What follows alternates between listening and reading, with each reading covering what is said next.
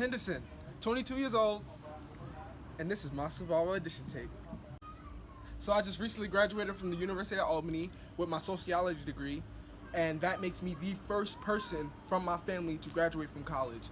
I grew up watching Survivor ever since season 12, and as far as I can remember, that was always my escaping point, where I would always put on Survivor when I heard gunshots, when I heard something bad was happening, and that was always my escaping thing. So now that I have the opportunity to actually be on Survivor, it's just so fantastic to me, and I would love, and I cannot wait when I, step on the island. I find the idol, and I'm sneaking in the shadows, and and I'm winning immunity, and Jeff is like, and Tyler wins immunity, all it is just something I'm so eager and ready for, and I just can't wait. So I used to play basketball, and the funny part about that is, I'm pretty good at it. I was the captain of my basketball team in high school. I was the best player on the team, and so I'm always in game mode. And when I'm going against my opponents, I'm always like, I'm dropping 40 on you. I am dropping buckets on you. So I had that persona, and I walked around like that, which I feel like I still do.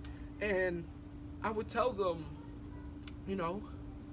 I am that good. People around me would always be like, Tyler, you're so cocky.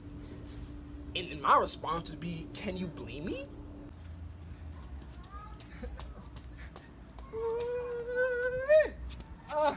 Yeah. Let me stop. They gotta bust out the. Got it.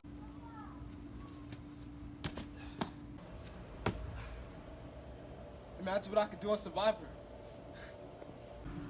I mean, I'm a fun guy. I'm hilarious. And the loyalty.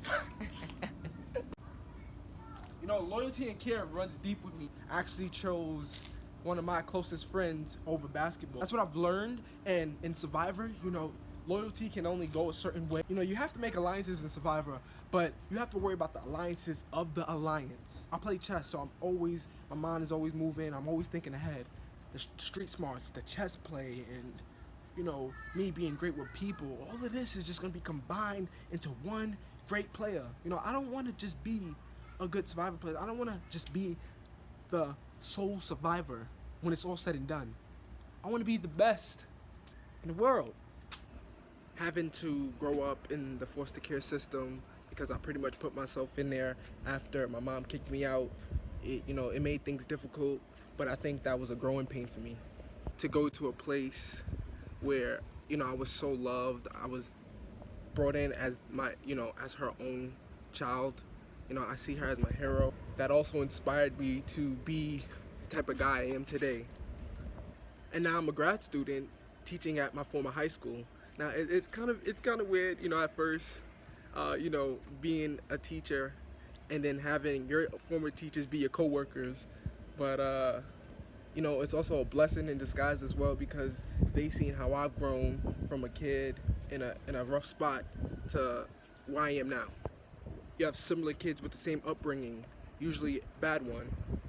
And being in front of them in class every day, it does make me feel like I'm a role model, and that what I went through, it didn't stop me from doing something good.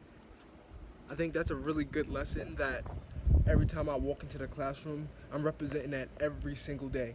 So I'm ready to outplay, outwit, outlast. I'm ready to do whatever it takes to win that million. I'm ready to do whatever it takes to show that I'm the best in the world. Famous guy once said, you gotta want to succeed as much as you want to breathe.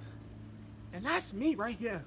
I want to succeed as much as I want to breathe. All right? So, let's get the show on the road.